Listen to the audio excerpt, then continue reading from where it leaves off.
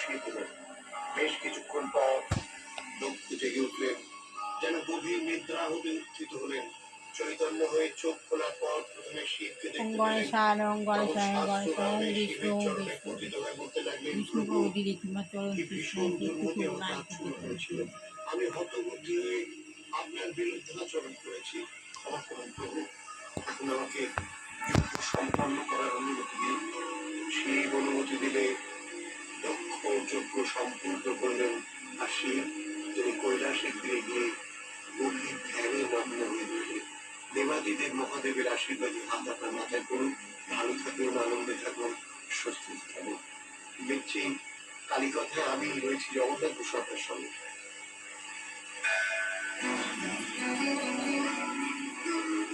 শ্রী জগন্নাথ বসুর সঙ্গে কালী কথা, শুধুমাত্র 98.3 মিউজিকে।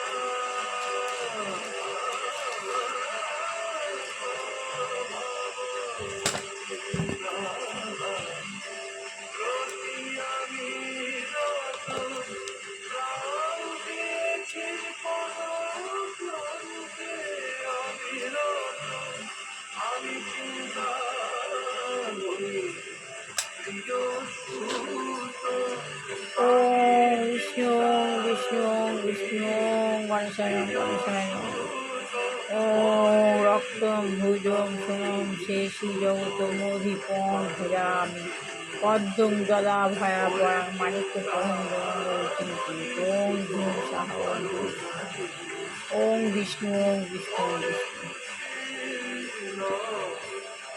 ও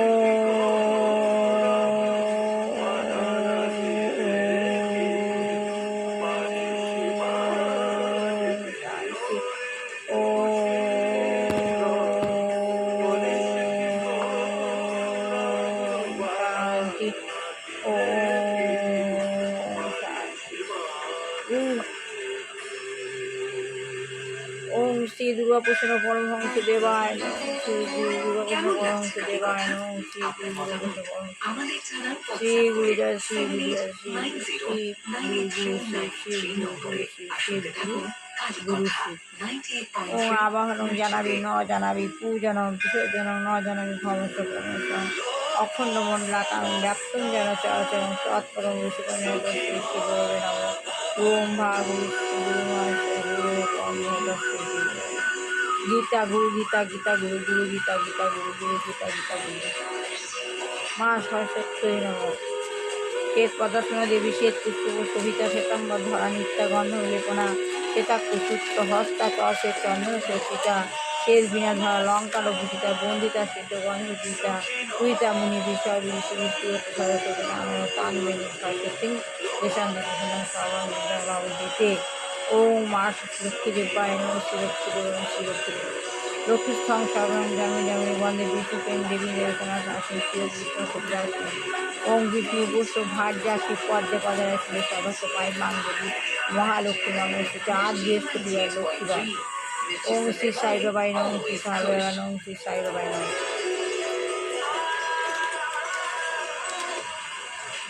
Recharge Mukta with Vishal Sethia and Brahma Kumari's sister Shreya. Only on 98.3 Mirchi.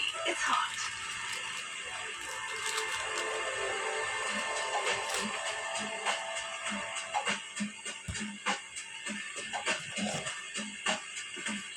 আত্মজ্ঞান লাভের পন্থা সবাইকেই জানতে হবে। আত্মজ্ঞান লাভের পন্থা আমরা কিভাবে এসেছি, যাবো একা।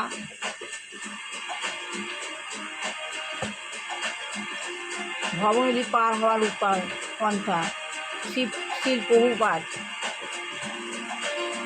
তাই বলছেন যে অর্থ উপার্জন করবে, কিভাবে অর্থ উপার্জন করবে এবং কিভাবে তা ব্যয় করবে, কিভাবে আমরা অর্থ উপার্জন করব, কিভাবে ব্যয় করব, এই সমস্যা সকলেই হতভম্ব হয়ে পড়েছে। এই যে সমস্যা, কিভাবে অর্থ উপার্জন করব আর কিভাবে ব্যয় করব, এই যে সমস্যা, এই সমস্যা সকলেই হতভম্ব হয়ে পড়েছে। তারা জানে না যে প্রকৃতির কৃপার উপরেই সকলকে নির্ভর করতে হয়। তারা অজ্ঞান যারা, তারা জানে না যে প্রকৃতির কৃপার উপরেই সবাইকে নির্ভর করতে হয়। যখন উৎপাদনে ঘাটতি পড়ে এবং জৈব দুর্যোগ দেখা যায়, তখন সমস্ত পরিকল্পনাকারী মুখ্য রাজনৈতিক নেতারা সমস্ত দোষটা নিষ্ঠুর প্রাকৃতির উপর চাপিয়ে দেয়।